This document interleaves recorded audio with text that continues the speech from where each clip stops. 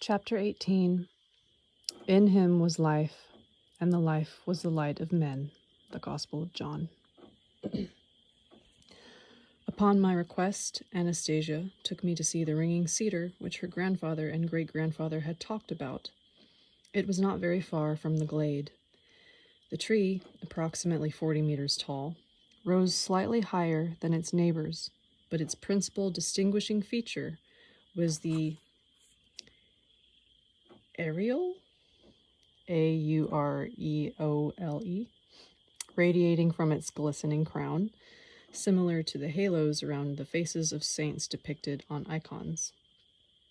The areole was not even. It pulsated, and at its upper tip one could see a thin ray of light beaming into the infinity of the heavens.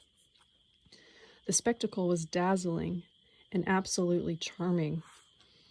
At Anastasia's suggestion, I pressed the palms of my hands to its trunk.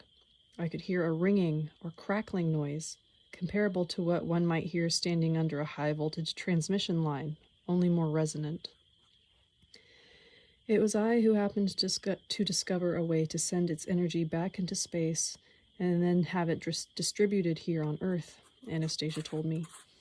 You see how its bark has been torn off in various places.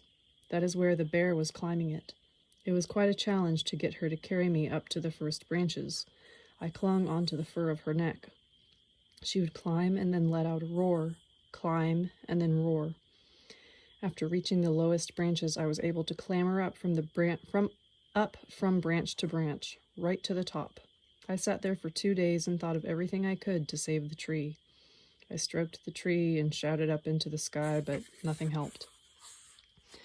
Then grandfather and great-grandfather arrived. You can imagine the scene.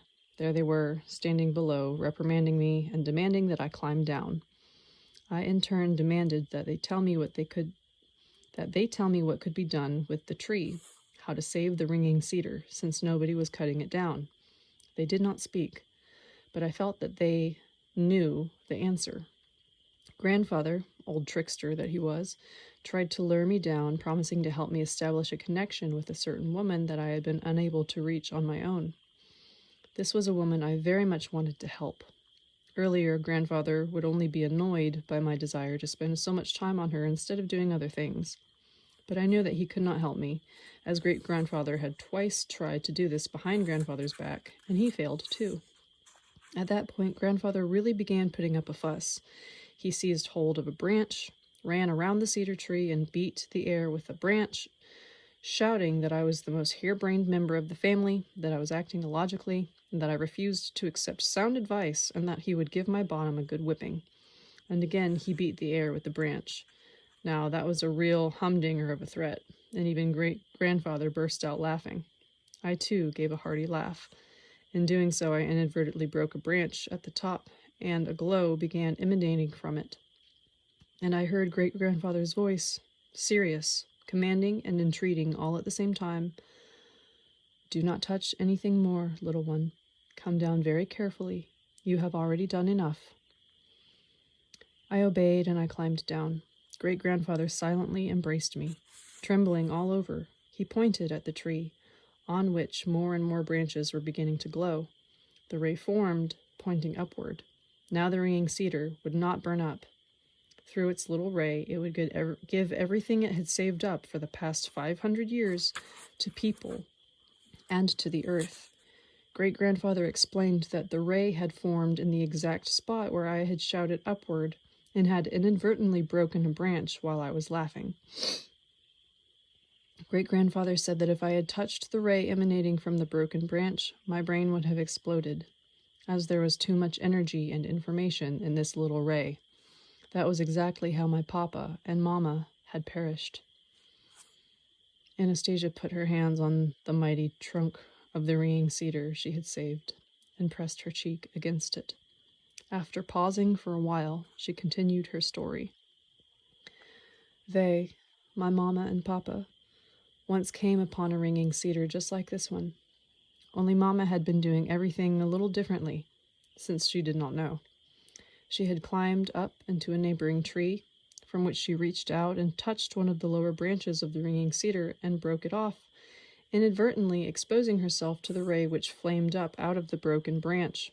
The branch had been pointing downward, and the ray went down into the earth. It is very bad, very harmful when such energy falls into the earth. When Papa came, he saw this ray, and he saw my mama, who had been left hanging, one hand still firmly grasping the ordinary cedar branch.